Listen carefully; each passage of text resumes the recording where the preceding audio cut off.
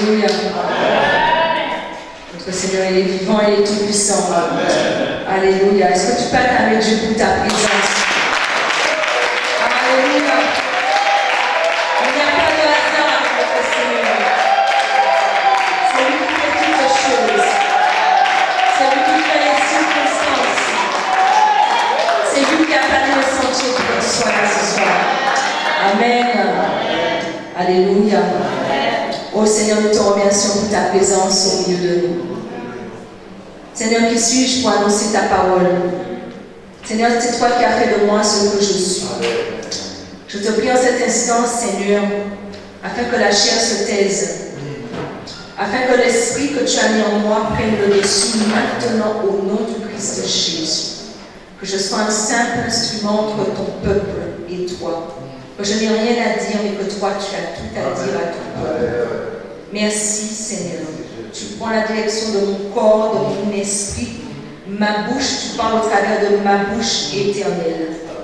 J'implore le Saint-Esprit qu'il agisse maintenant. Car ce n'est pas moi qui vais convaincre, mais c'est ton Saint-Esprit. Je demande maintenant l'Esprit de vérité, l'Esprit qui enseigne, l'Esprit de la puissance de Dieu descend maintenant en ce lieu. Alléluia. Tu passes dans les rangs. C'est toi qui prépares les cœurs à recevoir la parole. C'est toi qui viens attester par ta présence, par ta puissance en chacun d'entre nous la vérité qui est la parole. Amen. Alors que ton nom soit glorifié. Amen. Amen. Alléluia. Alléluia. Donc effectivement, comme notre sœur nous l'a rappelé, nous sommes dans notre 3e séminaire qui a pour thème cette année le rôle de la femme dans le ministère. Est-ce que je peux voir les femmes, les jeunes filles parmi nous? Alléluia. Mais levez la main, n'ayez pas peur. Dieu a fait de nous des femmes et il n'y a pas d'erreur. Dieu savait très bien ce qu'il faisait. Dieu a conçu toutes choses en avance. Alors, pendant ces 2 jours, nous allons voir ensemble le but de ce séminaire, la signification de ce qu'est un séminaire, dans quel champ d'application on peut intervenir, on peut faire notre ministère et comment prendre part à notre ministère, parce que je crois que chacune d'entre nous avons un ministère. Dieu nous a créés pour prendre possession d'un ministère. Nous avons tous des ministères différents, mais nous sommes unis par l'Esprit de Dieu. Amen. Nous allons aussi voir le ministère lorsque le peuple de Dieu est réuni, mais également notre ministère quand nous sommes un peu dispersés, la semaine par exemple. C'est important que nous puissions voir ces différentes formes de ministère, parce qu'à ce moment-là, tu vas comprendre comment t'engager, comment prendre place. Donc, avec le Seigneur, il n'y a pas de hasard. Nous ne faisons pas de séminaire pour remplir le calendrier ou marquer un moment ponctuel, mais c'est Dieu, il est souverain. Et moi, je crois que s'il a permis ce séminaire, c'est parce qu'il veut que chacune d'entre nous puissions davantage lui ressembler, que chacune d'entre nous puissions davantage nous rapprocher de lui. Et ce qui fait qu'il est là avec nous et il va nous accompagner au travers de ce ministère. Donc, nous allons commencer par étudier ce qu'est le ministère et par la suite, à ce moment-là, lorsqu'on aura compris réellement ce qu'est le ministère, nous, en tant que femmes, en tant que jeunes filles, mariées, célibataires, ça nous concerne toutes. À ce moment-là, on va comprendre comment prendre place. Alléluia. Amen. Donc, le dictionnaire des hommes nous définit le ministère comme une fonction d'un ensemble de personnes qui sont appelées des ministres. Donc, le ministère, c'est une fonction d'un ensemble de personnes appelées des ministres. On a par exemple le ministère de la Défense. Ce n'est pas qu'une seule personne qui s'occupe de ce ministère au sein du gouvernement, mais c'est un ensemble de personnes, et ces personnes sont appelées des ministres. Le ministre des Affaires étrangères, Donc, vous avez souvent entendu parler ce mot. Il faut savoir que dans le royaume de Dieu, il y a aussi des ministres. Il y a aussi des personnes qui doivent remplir des fonctions au sein du gouvernement de Dieu. Et tu fais partie de ces personnes, tu n'es pas exclu. Alléluia. Mais maintenant, on va voir ce qu'est le ministère selon la parole. Parce que la parole, c'est notre fil conducteur. La parole, c'est ce sur quoi nous allons nous baser pour vraiment comprendre les choses. Dans la parole de Dieu, le ministère équivaut à pastorat ou à tout poste de responsabilité en rapport avec l'Église corps du Christ, donc l'Église universelle ou l'Église locale. Donc le ministère, c'est tout simplement le service. C'est le service. Le service qu'on va occuper, le service qu'on va effectuer au sein de l'Église locale. Donc l'Église, il faut savoir que le ministère n'est pas réservé à une élite de personnes. Le ministère n'est pas réservé aux super chrétiens, mais le ministère à la base est créé, est là pour tous. Nous sommes tous concernés par le ministère. Le serviteur de Dieu, il a son ministère. Frère Miguel, il a son ministère, il s'occupe des finances.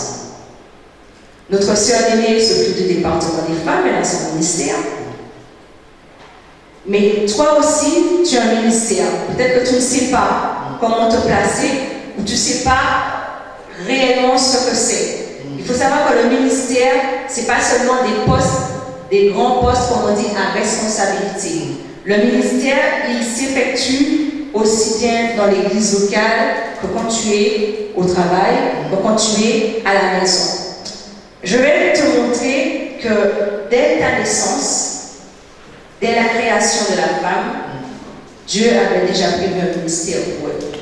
Sans t'en rendre compte, jusqu'à aujourd'hui, même si tu n'as pas occupé un service bien défini dans l'église locale, jusqu'à maintenant, tu as toujours fait un ministère, mais tu ne savais pas.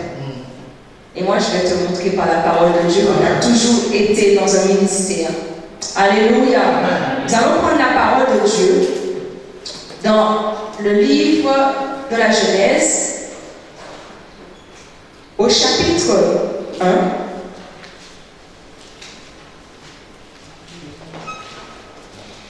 Genèse, chapitre 1, versets 26 à 27. Et ensuite, nous irons dans le chapitre 2, qui est juste après. Alors, nous nous mettons debout par respect pour la parole. Et nous lisons. Dieu dit, faisons l'homme à notre image, selon notre ressemblance, pour qu'il domine sur les poissons de la mer, sur les oiseaux du ciel, sur le bétail, sur toute la terre et sur tous les reptiles qui rampent sur la terre. Dieu créa l'homme à son image. Il le créa à l'image de Dieu, homme et femme, il les créa. Hommes et femmes, il les créa. Dieu les bénit et leur dit, soyez féconds, multipliez-vous, remplissez la terre et soumettez-la. Dominez sur tous les poissons de la mer, sur les oiseaux du ciel et sur tout animal qui rampe sur la terre. Alléluia. Amen. Nous passons au chapitre 2.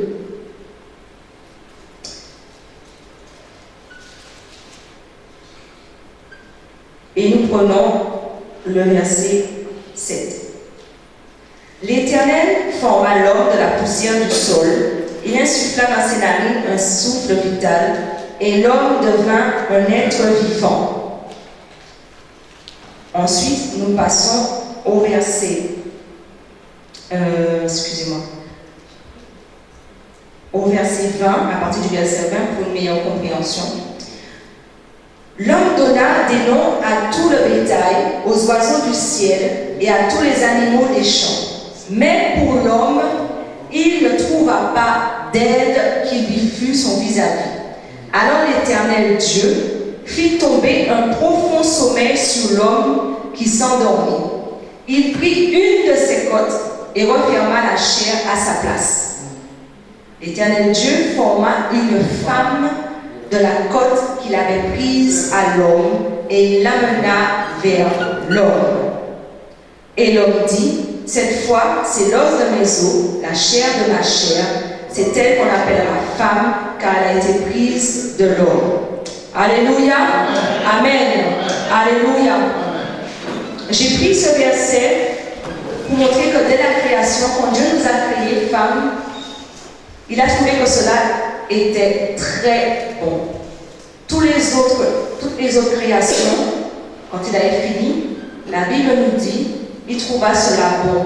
Mais quand il a créé l'homme, et quand il a créé la femme, il trouva cela très bon. Donc dès la création, le Seigneur savait très bien ce qu'il faisait. Le Seigneur savait très bien que l'homme allait pouvoir répondre à plusieurs tâches qu'il allait lui proposer. Premièrement, il a mis l'homme dans le jardin pour gérer le jardin d'Éden, pour donner le nom à tous les animaux. Mais l'homme, au moment où il faisait l'inventaire des animaux, il a trouvé que lui, il n'y avait personne qui ne lui ressemblait. À ce moment-là, Dieu a vu dans le cœur de l'homme et il a décidé de créer la femme. La femme en tant qu'une aide. En tant que femme, pour celles qui sont déjà mariées, notre premier ministère est dans notre foyer. Notre premier ministère, c'est l'aide que nous sommes pour l'homme, pour notre époux. Mais on voit aussi que la femme, c'est aussi une aide, sans pour cela être mariée, à côté de l'homme qui œuvre dans l'église. Je peux très bien être une aide pour le frère Miguel, qui s'occupe des finances. Pourtant, je ne suis pas son épouse. Ce que j'essaie de dire, c'est qu'on n'est pas forcément, on n'a pas besoin forcément d'être marié pour être une aide. Il faut savoir qu'en tant que femme, nous sommes une aide pour l'homme et que Dieu nous a créés ainsi. Quand la femme qui est au foyer, elle a un autre ministère. Donc déjà, quand on est marié, on est l'aide de notre époux. On est là pour l'aider, c'est ton premier ministère, c'est ton premier service. Le deuxième, comme Dieu nous fait grâce d'avoir des enfants, c'est notre deuxième ministère, c'est notre deuxième service. On ne laisse pas les enfants à l'abandon, on essaie de les éduquer selon la parole, donc on est en service. On est à la maison, on s'occupe de nos enfants, on s'occupe de notre époux. On a déjà deux ministères pour les femmes. On en a déjà deux. Le troisième, il y a un troisième ministère, c'est quand pour celles qui travaillent, c'est que c'est dans le domaine du travail, celles qui témoignent de ce que Jésus fait dans leur vie, de façon naturelle. Peut-être que tu ne t'en rends pas compte, mais déjà, ça, le fait que tu parles de façon naturelle de Christ, de ce qu'il a fait pour toi, cette façon d'aider les autres, d'aider ton collègue, d'être toujours là pour soutenir, d'être toujours là pour relever, d'être toujours là pour encourager, c'est ton ministère. Peut-être que tu n'en as pas eu conscience jusqu'à maintenant, mais tu as toujours eu un service. Donc tout cela pour dire que certaines exercent un ministère, mais ne s'en rendent pas compte. Et il faut que tu te rendes compte que tu es en train d'être dans un service. Il ne faut pas que tu te dévalorises. Il ne faut pas que tu penses que le ministère, c'est seulement pour une élite de personnes, une catégorie de personnes très instruites, des personnes qui ont fait des études. Non, la parole dit que Dieu peut prendre les choses vides qui sont sans importance pour la gloire de son nom, pour confondre les sages de ce monde. Donc nous sommes tous importants. En tant qu'enfants de Dieu, déjà ça, ce saut-là qu'on a, enfants de Dieu, ça nous met au-dessus des autres. Parce que quand Dieu est avec nous, qui peut être contre nous? Quand Dieu est avec nous, toi tu penses que tu es seul, mais tu es multiplié par plus. Dieu est avec toi. Donc dans ton ministère, il ne faut pas que tu te sentes seul, il ne faut pas que tu penses que tu n'as pas la capacité, parce que Dieu nous dit qu'il ne nous donne pas de charge au-delà de notre force. Donc, je voulais souligner ce point pour dire que souvent, on fait des actions, on fait des choses pour la gloire de Dieu et on pense que ce n'est rien. On pense que c'est quelque chose de, voilà, je l'ai fait parce que c'est sorti tout seul de ma bouche, je ne me suis même pas rendu compte. Mais combien de fois c'est sorti tout seul de ta bouche? Combien de fois tu es encouragé? Combien de fois, chaque fois qu'on vient te voir, la personne, elle repart avec un baume au cœur, avec l'impression que voilà, qu'elle est plus forte. Le Saint-Esprit a agi au travers de toi. Donc si tu fais un récapitulatif de toutes les fois où tu as agi de la sorte, sache que tu es dans un ministère. Un ministère, ce n'est pas quelque chose comment dire, de bien établi, de bien carré. On n'effectue pas notre ministère seulement quand on est ici le dimanche. Le ministère, il se fait tout le temps. C'est pour ça que c'est quelque chose de très important. Un ministère, c'est pas quelque chose qu'on va faire pendant nos loisirs. C'est pas quelque chose qu'on va faire parce qu'on a du temps libre. Non. Un ministère, c'est notre façon de vivre notre vie avec Christ. Quand tu aimes quelqu'un, quand tu es amoureux, tu vas forcément agir par rapport à cet amour que tu ressens pour l'autre. Tu vas poser des actions, tu vas faire des choses parce que tu aimes l'autre. Quand on aime Christ, quand on est attaché à Christ, ça doit découler de source. Il ne faut pas penser qu'un ministère, c'est quelque chose d'imposé, c'est quelque chose d'obligatoire. Ça doit être naturel. Parce que quand Dieu t'a créé, il ne t'a pas créé comme une coquille vide. Il a mis des talents en toi, il a mis des capacités en toi, parce que dès ta formation dans le sein de ta mère, il avait déjà établi un plan pour toi. Il savait très bien, à tel moment, voilà ce qui va se passer. Là, elle va grandir, voilà ce qu'elle va faire. Je vais l'accompagner parce que j'ai mis cette graine en elle, j'ai mis cette graine d'évangéliste en elle, j'ai mis cette graine de la compassion en elle, j'ai mis cette graine de cette capacité qu'elle a de pouvoir toujours donner une parole d'encouragement. Ça, c'est un ministère. Un ministère, c'est pas seulement être assis derrière un bureau, en train de programmer, en train de préparer les choses administratives. Vous comprenez ce que je veux dire? Ça va beaucoup plus loin que ça. Il ne faut pas s'arrêter au fait que c'est un service. Je suis dans un service.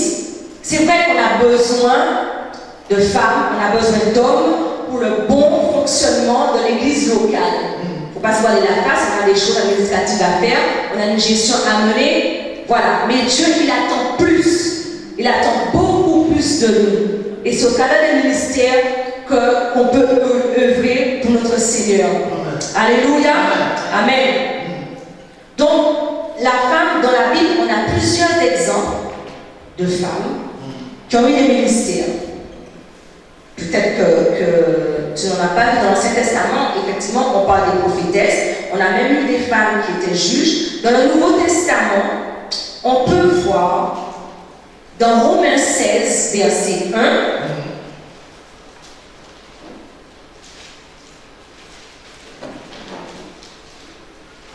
alors, dans Romains 16, verset 1, on a un exemple, on verra plusieurs exemples de femmes qui ont opéré dans l'œuvre, et vous verrez combien les femmes sont importantes. Nous ne sommes pas là pour faire quoi que ce soit comme revendication, nous ne sommes pas là pour mettre la femme au-dessus de l'homme, non, loin de là.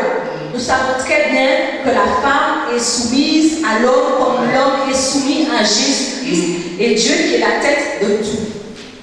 Donc, nous sommes là pour éclairer, nous éclairer au travers de la parole pour qu'on soit beaucoup plus efficace dans le ministère et dans l'œuvre de Christ. Alléluia.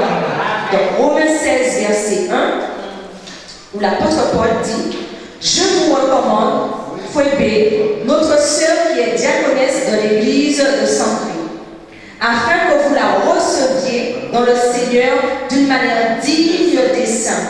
Mettez-vous à sa disposition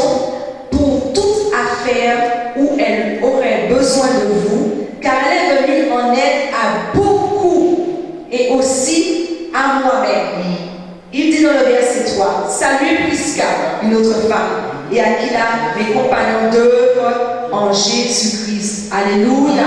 Donc l'apôtre Paul qui recommande une femme, Phoébé, qui est diaconesse dans une église. Et il met l'accent sur le fait que tous doivent être à son service parce qu'elle a tellement œuvré pour l'œuvre de Christ que voilà, c'est pas un mérite, c'est pas voilà Phoébé qui arrive, fait table rase, elle va venir, elle va instaurer les choses. Non, c'est pas dans ce sens-là qu'il dit. Il dit que cette sœur-là est tellement efficace qu'elle sera une bénédiction pour vous. Donc, elle est inspirée, elle est remplie de cet esprit. Donc, si elle vous demande de faire quelque chose, elle vous suggère d'établir certaines choses, faites-le. Parce que Paul a été témoin de l'œuvre de cette femme. Donc notre but c'est d'être efficace dans l'œuvre, ce n'est pas de dominer, d'assujettir les autres, non. Notre but c'est d'être efficace en tant que femme, en tant que jeune fille, on doit être efficace. On a aussi un autre exemple dans le livre des Actes des Apôtres. Actes des Apôtres, chapitre 9, verset 36.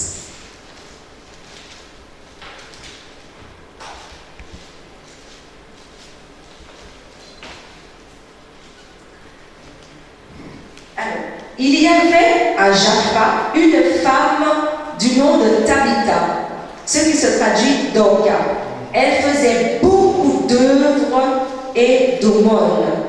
Elle tomba malade en ces jours-là et mourut.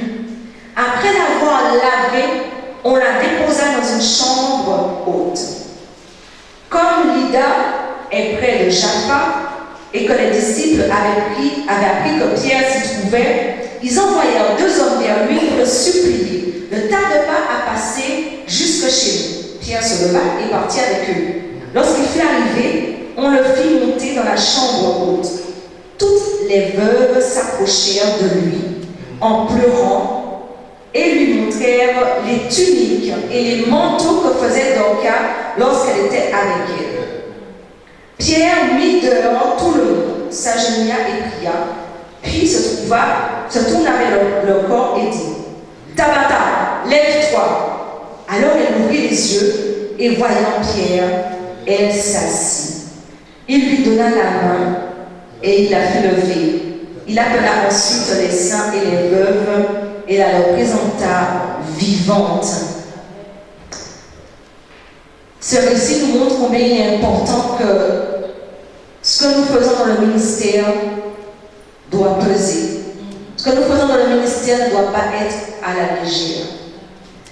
Cette femme, Tabitha, ses œuvres, ses aumônes étaient tellement efficaces que quand elle est morte, tous ceux qui étaient autour d'elle n'ont pas voulu qu'elle s'en aille tout de suite. On a montré à Pierre ses œuvres. Tout ce qu'elle a pu faire a été montré pour prouver à Pierre, mais voilà, regarde ce qu'elle a fait, regarde combien de choses qu'elle a pu mettre en place, regarde ce qu'elle a pu établir, regarde ce qu'elle a pu changer. Elle ne peut pas mourir maintenant. On a encore besoin d'elle. À cause de ses œuvres, à cause de tout ce qu'elle a fait, Dieu a accordé qu'elle soit ressuscitée. Amen. Amen. Ça, c'est fort. C'est pour ça que le ministère ne doit pas être pris à la légère. On ne doit pas faire les tâches pour les faire. On ne doit pas les faire pour rendre service parce qu'il n'y a personne. Non. Dieu a mis quelque chose en toi. Dieu a mis un dépôt en toi. Et c'est ce dépôt qui doit ressortir. Je ne sais pas ce qu'il a mis dans ton cœur. Je ne sais pas ce qu'il a mis comme talent. Peut-être comme je l'ai dit au début, certaines ont la facilité d'encourager. Mais lorsqu'on regarde bien, nous les femmes, nous sommes très sensibles. On a souvent compassion des autres. Parce qu'on a le souci de l'autre. C'est en nous. C'est comme ça que Dieu nous a fait. Sensibles, qu'on ait la compassion des autres, qu'on soit toujours là pour soutenir. On dit souvent que la femme a l'instinct maternel. Mais c'est vrai. Même si on n'a pas d'enfant, mais dès qu'on voit l'autre, voilà, cet instinct que Dieu a mis en nous, c'est là pour l'œuvre. Et au travers de ces qualités, ces talents qu'il a mis en nous, les autres verront que nous sommes différentes. Les autres verront qu'on n'agit pas comme les autres femmes. Aujourd'hui, c'est chacun pour soi. Avec la crise, la conjoncture, on ne rend même pas l'autre. Quand on regarde ce qui se passe, je vais prendre un exemple extrême. C'est pour montrer que l'humain aujourd'hui n'a plus de compassion. L'humain aujourd'hui ne se penche plus sur son prochain. Il y a des gens qui se font agresser dans les bus, dans les arrêts, dans les métros. Mais les gens y passent avec une indifférence, mais c'est déconcertant. On montrait un reportage où un jeune homme se faisait poignarder sur l'espèce d'escalator, là, lorsqu'on prend des correspondances. Les gens, ils sont en train de se faire poignarder. Peut-être de peur qu'eux-mêmes ne soient pris dans l'histoire, mais carrément passaient et enjambaient celui qui se faisait poignarder. Au moins une dizaine de personnes sont passées, ont continué leur chemin. Un seul s'est penché vers la personne qui était blessée, pour voir vraiment ce qui se passait. C'est vrai qu'il y a des caméras partout, mais le temps que les agents se déplacent, on ne sait pas ce qui peut se produire. C'est pour montrer qu'à l'extérieur, la compassion, elle n'existe pas. Le souci de l'autre n'existe pas. En nous, nous l'avons. C'est au travers de ça qu'on va faire la différence. C'est au travers de ça, c'est au travers de ton ministère que Dieu peut amener des âmes. C'est au travers du ministère que tu feras la différence, que tu seras efficace, que l'œuvre va avancer. Donc nous les femmes, on va nous tenir debout. C'est vrai que nous faisons beaucoup de choses. Dieu nous a fait ainsi. Dieu nous a fait ainsi, capables d'assumer plusieurs choses, capables d'élever nos enfants, capables en même temps d'aller au travail pour cette travail, capables de s'occuper du frère, de la sœur. Ce n'est pas un hasard.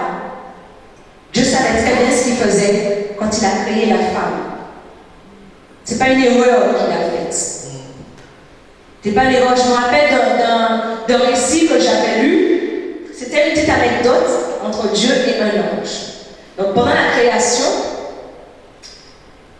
l'ange dit à Dieu, mais pourquoi tu mets autant de temps sur cette création, cette créature? Dieu lui dit, Dieu répond, c'est parce qu'elle est importante. Alors l'ange s'approche, il regarde, il dit, mais il touche, il dit, mais elle est tellement fragile. Dieu dit, elle est fragile, mais elle est robuste. Je l'ai faite pour qu'elle soit capable de porter un enfant. Je l'ai faite pour qu'elle soit capable de consoler avec un simple baiser. Les enfants, quand ils se font des petits bobos, pour eux c'est une montagne. Mais il suffit que la maman fasse un petit bisou, la douleur est partie. Tout de suite. Ça c'est en nous. Dieu nous a fait robustes. Physiquement, on paraît fragile, mais il a mis tellement de qualités en nous. On est capable de réconforter. On est capable de reprendre avec douceur. On est capable de faire tant de choses. Ce sont des talents que Dieu a mis en nous. Qu'est-ce qu'on fait de ces talents? Il ne faut pas que tu te sous-estimes. Il ne faut pas que tu sous-estimes la nouvelle créature que tu es. Tu es enfant de Dieu. Tu dois prendre ta place dans le ministère. Alléluia. Nous allons continuer et on va prendre le livre d'Éphésiens. Éphésiens chapitre 4, versets 1 à 7.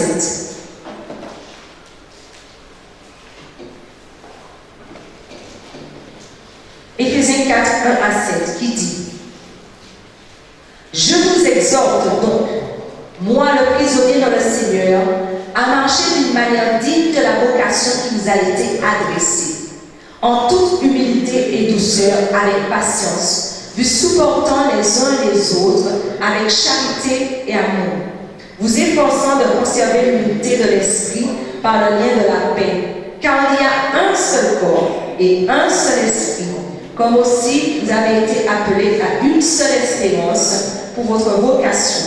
Il y a un seul Seigneur, une seule foi, un seul baptême, un seul Dieu et Père de tous, qui est au-dessus de tout et parmi tous et en tous. Mais à chacun de nous, la grâce a été donnée selon la mesure du don de Christ. Alléluia! Alléluia! Ce passage nous parle de ceux qui ont été appelés par Christ. D'après ce qu'on vient de lire, qui c'est qui a été appelé? Quels sont ceux qui ont été appelés?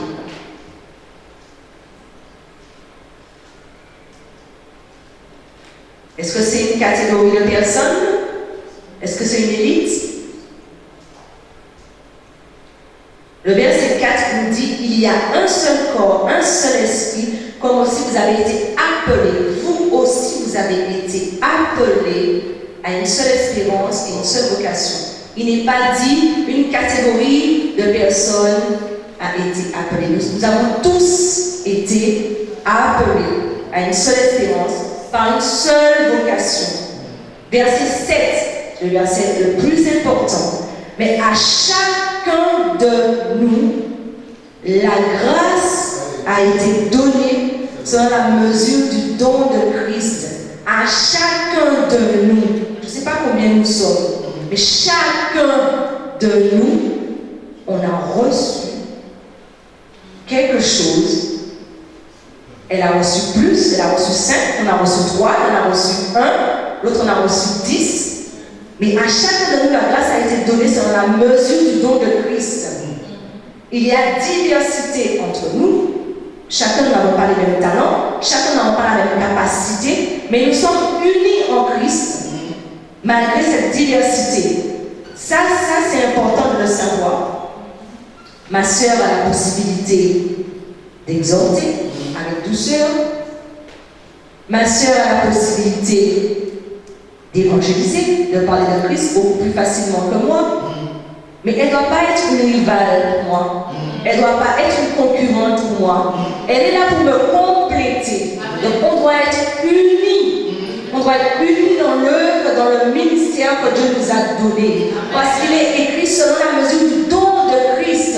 C'est Dieu, c'est Christ qui a mis selon ce que tu peux faire et non selon ce que l'autre peut faire.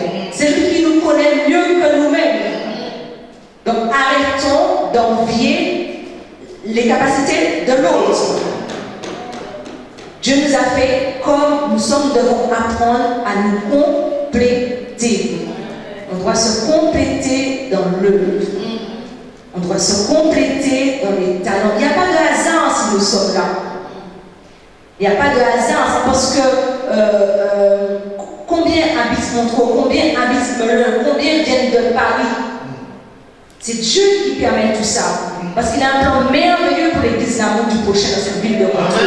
Donc s'il a mis tous ces talents différents-là, c'est parce qu'il sait pourquoi il les a mis. Nous devons être unis dans l'œuvre, unis dans les talents, dans les capacités. Et ne pas nous prendre comme des concurrents.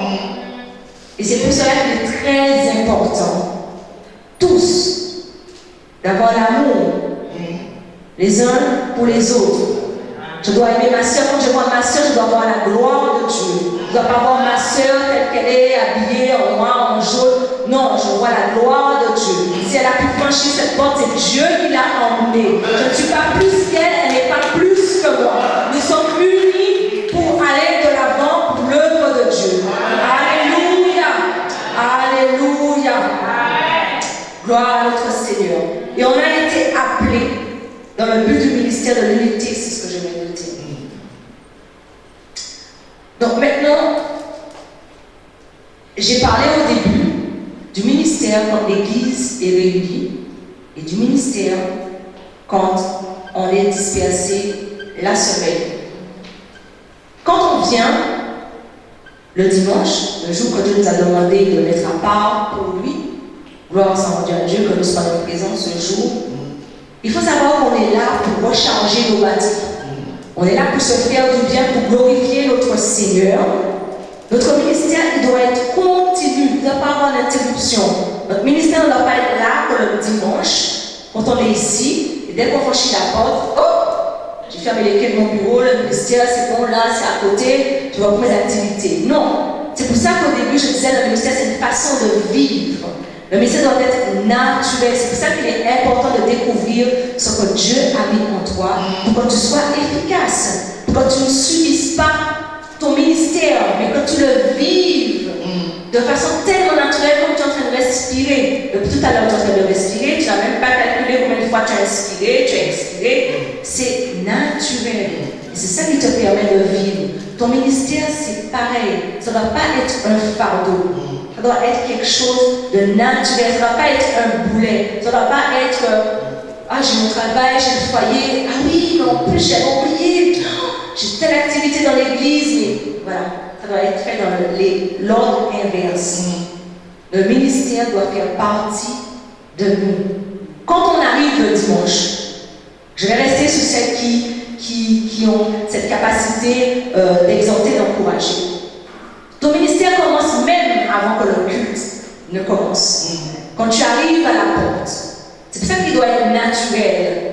C'est et c'est pour ça qu'il est important aussi de se connaître l'un et l'autre. Si je ne te connais pas, comment je vais faire pour t'encourager? Si je ne prends pas de tes nouvelles, si je ne sais pas comment elle est habillée, est-ce qu'elle est compliquée, est-ce que je peux être une aide pour toi? Est-ce que dans la prière, dans le soutien, t'aider, tu n'as pas de moyen de locomotion, je suis là, je t'aide. Si je ne suis au courant de rien, mon ministère ne va servir à rien. Je vais toujours être à côté de la plaque parce que je ne connais personne, je ne connais pas ta vie. Je ne cherche pas à connaître ta vie par curiosité et après blablater à droite et à gauche, non. Nous devons apprendre à nous connaître dans un respect mutuel, toujours dans l'objectif d'accomplir notre ministère et d'accomplir l'œuvre de Dieu. Donc le culte n'a pas encore commencé, on arrive.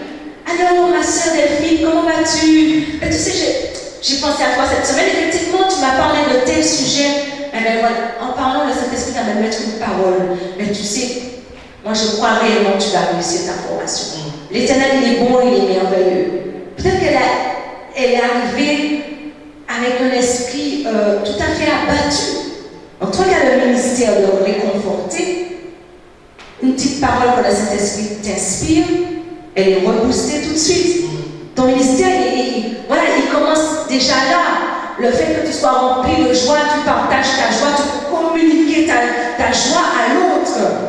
Tu peux relever celui qui est abaissé, non pas par tes propres moyens, non pas par ton intelligence humaine, non, à cause du dépôt que Dieu a mis en toi, à cause de ce qu'il a mis à l'intérieur de toi, ça doit sortir, ça doit prendre le dessus. C'est là que ton ministère commence. Après, tu rentres. On a la louange, l'adoration, alléluia. On est là pour recharger nos batteries. Parce que l'œuvre ne se fait pas seulement ici dans cette salle, mais à l'extérieur. À l'extérieur. Dès que je sors, je dois rester dans l'objectif de mon ministère. Que vraiment le Saint-Esprit nous aide parce que ce n'est pas facile. Il y a beaucoup de choses qui prennent le dessus. Il y a beaucoup de choses, on ne se rend pas compte depuis longtemps. On a des habitudes et les mécanismes reviennent. Les mauvaises, entre guillemets, les mauvaises habitudes reviennent. Pourquoi je dis entre guillemets? Parce que les habitudes, ça peut être nos occupations à la maison, ça peut être les enfants, ça peut être autre chose. Mais on ne doit pas oublier notre objectif ici-bas. Le Seigneur, quand tu vas le rencontrer, il ne va pas te demander combien d'heures de ménage que tu as fait à la maison, combien de repas que tu as cuisiné. Ce n'est pas ce qu'il va te demander. Il va te demander où sont les œuvres que j'ai préparées d'avance pour toi. Où sont les œuvres que tu devais accomplir pour l'avancement de mon règne ici-bas. Nous avons nos tâches quotidiennes, mes soeurs, c'est vrai. Je suis bien placée pour vous le dire. Nous avons des tâches quotidiennes, c'est vrai. Mais ça ne s'arrête pas à ça. Que l'Éternel vraiment nous aide à nous organiser, à être bien construits dans nos têtes, dans nos corps, dans nos actions, pour pouvoir faire ce qui est important. Souvent, là je suis peut-être en train de me parler, tu dis oui, mais comment je vais faire? Déjà là quand je quitte la réunion, j'ai combien de tâches à faire, j'ai la lessive à faire et tout ça. Non, déjà là, le Seigneur doit opérer un changement là. Dans notre mentalité, on doit opérer un changement. On doit opérer un changement de notre mentalité. Notre mentalité, c'est ça qui va faire notre caractère. Notre caractère va nous conduire à poser des actes et nos actes posés auront une influence. On va vraiment frapper quelle influence, Tabitha, quelle influence, ses œuvres, son ministère avait une influence. Son ministère n'était pas vil, son ministère n'était pas mis aux oubliettes après son décès. Ton ministère doit compter. Ton ministère doit avoir un impact autour de toi, un impact à ton travail, un impact dans ta famille. Dans cette société, on doit impacter au travers de notre ministère, on doit faire la différence. Alléluia. Amen. Donc c'est très important. C'est pour ça que j'ai demandé au Saint-Esprit au début d'intervenir dans le cœur de chacun. Parce que souvent on entend la parole, mais il y a une petite voix intérieure qui nous rappelle tout ce qu'on doit faire. On doit éduquer notre âme. C'est l'esprit qui dirige l'âme. Ce n'est pas l'âme qui dirige l'esprit. C'est l'esprit qui dirige l'âme. Notre esprit doit être plus fort. On doit marcher selon l'esprit et non selon la chair. Chaque circonstance que Dieu nous donne, on doit faire l'esprit passer au-delà. Déjà, quand je vais quitter le séminaire, après, qu'est-ce que je vais faire? Il faut que je change mes habitudes. Ce n'est pas une chose facile. Des fois, ça peut durer 2 jours, ça peut durer 1 semaine, et les mauvaises habitudes reviennent. Mais quand tu te rends compte, c'est que c'est le Saint-Esprit qui t'interpelle. Le Saint-Esprit te dit, tu te souviens, tu avais commencé ce changement, mais regarde, tu es revenu à tes mauvaises habitudes. Donc il faut que tu reviennes. Même s'il faut que tu as fait 3 semaines, hop, c'est tombé, tu as repris tes mauvaises habitudes, reprends. Et ça te fait 4 semaines, ou 3 semaines et 1 jour. Tu retournes, n'aie pas peur. Le Seigneur est là pour nous relever. Dans les épreuves que nous sommes formés, dans les épreuves qu'on s'affermit, il ne faut pas avoir peur des échecs. Ce qui est compliqué, ce qui est négatif dans les échecs, c'est de rester assis ou couché. Il faut savoir se relever. Amen. Ta vie n'est pas faite d'échecs. Tu es tombé 3 fois, tu es tombé 4 fois. À chaque fois que tu tombes, sache que tu te rapproches de la réussite. Amen. Chaque échec te rapproche de la réussite. C'est comme quand on fait des démarches pour trouver un travail. Je me rappelle quand j'étais encore en Martinique, je sortais tout juste de l'école. J'avais tout, et avec les stages, on apprend à découvrir les entreprises. Je dis, je prépare mes CV, ma lettre de motivation. Donc je descends au centre-ville avec mes CV et tout, et je vais démarcher des ateliers où j'effectue mes stages, où je sais très bien qu'il y a la confection des vêtements. Je descends toute contente, jamais confrontée à une situation pareille. Oui, bonjour, voilà, je recherche un emploi en tant que couturière. Non, on ne recherche pas. Frère et sœur, au premier nom, j'ai repris le bus, je suis rentrée chez moi. Je n'ai même pas fait la deuxième entreprise. Mais ça veut dire que la première chute, elle fait mal. Mais il faut savoir se relever. Alors, j'ai été tellement abattue, je me suis dit, on m'a dit non. On m'a dit un non dans ce magasin, j'avais l'impression que tous les magasins autour avaient entendu le non qu'on m'avait dit. Et je me suis dit, donc si je vais en face, ils vont me dire non aussi. Je préférais repartir chez moi. Mais gloire soit rendue à Dieu. Je suis revenue peut-être 1 mois après ou 1 semaine après, le temps de cicatriser. On me dit non 1 fois. Mon cœur m'a fait mal. Je dis bon, j'essaie quand même la 2e. On m'a dit non 2 fois. J'essaie encore une 3e. On m'a dit non, je suis repartie chez moi. J'ai encore eu un échec. Mais je ne me suis pas arrêtée au premier non. J'ai fait l'effort d'aller encore plus loin. Mais ça fait toujours mal quand on tombe. C'est vrai qu'on se dit, mais Seigneur, je sais qu'il faut que mon caractère change, que mes habitudes changent. Mais tu sais pourquoi des fois tu échoues? C'est parce qu'on s'appuie sur nos propres forces physiques. On se dit, bon, ok, je vais m'organiser, je fais un planning, mais même ça, on doit remettre entre les mains de Dieu. Seigneur, pour ta gloire, je veux changer. Seigneur, pour l'avancement de ton règne, pour que ma vie ait un impact. Seigneur, je veux que les choses soient différentes. Aide-moi, Seigneur. J'ai pris cette décision et je veux m'y maintenir. Le Seigneur doit intervenir dans tous les domaines de notre vie. Alors, je t'encourage. Vraiment, si tu n'y arrives pas, alors ressaisis-toi, recommence encore. Le Seigneur est là pour t'aider. Il est là dans tout. Même s'il a mis un dépôt en toi, ça aussi c'est une erreur qu'on peut faire. Le fait de savoir qu'on a cette capacité, on peut attraper la grosse tête. Ah, j'ai toujours le langage facile, je vais dire à la sœur tel truc et puis elle sera rétablie. Il faut le dépôt qu'on a mis en nous ne nous appartient pas. Le propriétaire, il est là, c'est vrai, il a mis un dépôt en moi. Ce dépôt n'est pas à moi. Donc, je dois demander au propriétaire, voilà, tu as mis tel dépôt en moi, je suis qu'un simple instrument, agis, onctionne ce dépôt afin qu'il soit efficace. Je vais rencontrer ma sœur, je sais qu'elle a besoin d'encouragement, donne-moi une parole. Ça peut venir de façon naturelle, mais il faut toujours penser à remettre ce que Dieu a mis en nous, entre ses mains. Certains ont la capacité d'évangéliser, parce que voilà, Dieu leur a donné ce talent, mais il y a quand même une préparation à faire spirituelle. Il y a quand même des choses à faire, même si on a reçu ce talent, ce ministère, Dieu ne doit pas être écarté. Dieu doit toujours nous accompagner dans tout ce que nous faisons. Alléluia. On ne doit pas le mettre de côté. Le ministère, il ne s'arrête pas, comme je disais, aux tâches administratives, au nettoyage, à la décoration, à la chorale. Parce que tout ce que je viens de citer reste dans le cadre de l'église locale. Maintenant, on a notre ministère à l'extérieur. Il y en a qui sont appelés à exercer leur ministère à plein temps. Gloire à Dieu. Il y en a qui sont appelés à établir leur ministère en même temps que leur travail. Il faut savoir que, en tant qu'adulte, on passe plus d'un tiers de notre temps à notre travail pour ceux qui travaillent. De 6 jours sur 7, on est au travail. On a le dernier jour pour le Seigneur.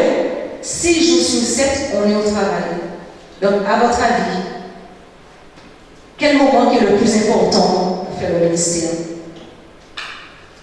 6 jours sur 7 au travail, on n'a qu'un seul jour où on se réunit, on voit nos frères et sœurs, on se fait du bien entre nous, mais on n'a qu'un seul jour. Les 6 autres jours, qu'est-ce qu'on fait? Est-ce qu'on a déposé le ministère à la maison et puis on ne le fait que le dimanche? Donc plus d'un tiers de notre temps, on le passe au travail. Donc à plus forte raison, notre ministère doit impacter notre entourage. À plus forte raison, notre ministère doit se faire en dehors de l'église locale. Si tu as un travail, ce n'est pas un hasard. Dieu a voulu, il faut savoir que Dieu est souverain. Il a voulu que tu aies son travail parce qu'il veut t'utiliser. Le ministère, ce n'est pas quelque chose selon le talent que chacun a reçu, selon la capacité que chacun a reçue. Ce n'est pas évident au travail de parler de Christ ou de faire ressortir son ministère. Au travail, on peut parler de Christ, donc tu es en train d'évangéliser, mais au travail, tu peux secourir de façon différente de ce que les gens du monde font. Tu peux encourager de façon différente de ce que le monde, lui, il fait.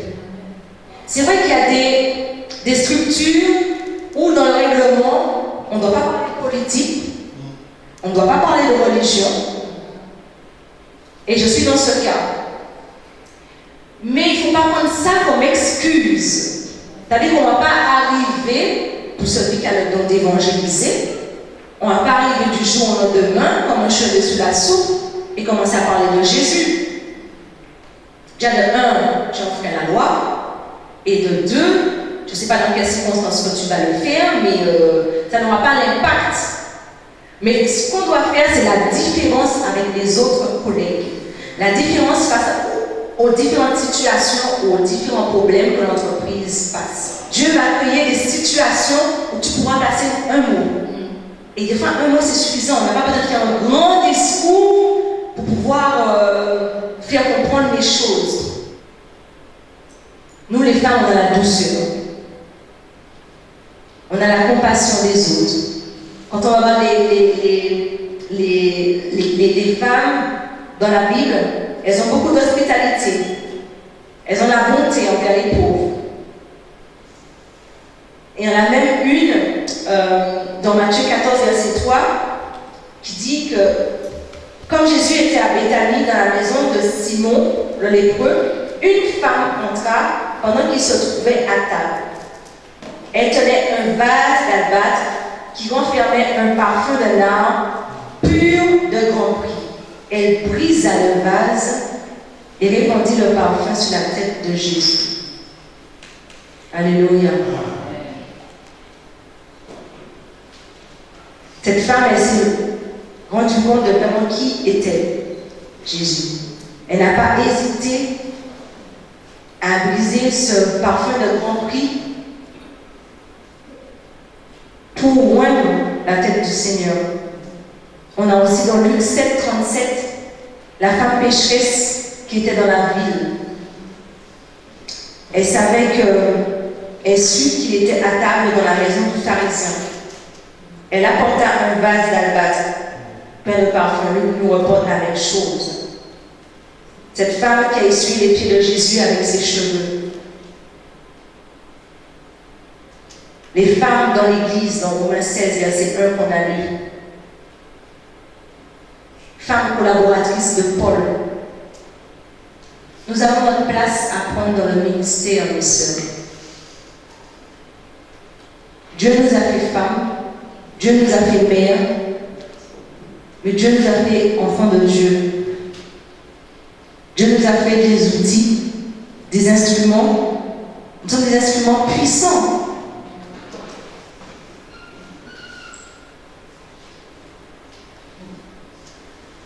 Nous avons du prix aux yeux de notre Seigneur. Alléluia. Nous allons continuer demain. Je vais m'arrêter ici. Et demain, on va encore développer sur le ministère en lui-même. On voit au travers de toutes ces femmes, leur rôle a eu un impact important. Nous ne sommes pas trop vieilles, nous ne sommes pas trop jeunes. Il y a eu des femmes mariées, il y a eu des femmes célibataires. Nous sommes là pour montrer l'exemple aux jeunes filles qui arrivent. Pour marquer le coup. Notre passage ici-bas doit compter. Notre passage ici-bas doit laisser des traces. Que Dieu fasse ressortir ce dépôt qu'il a mis en chacune d'entre nous. Chacune, tu as quelque chose qui a du prix aux yeux de Dieu. Alléluia. Amen. Amen. Gloire soit rendue à Dieu.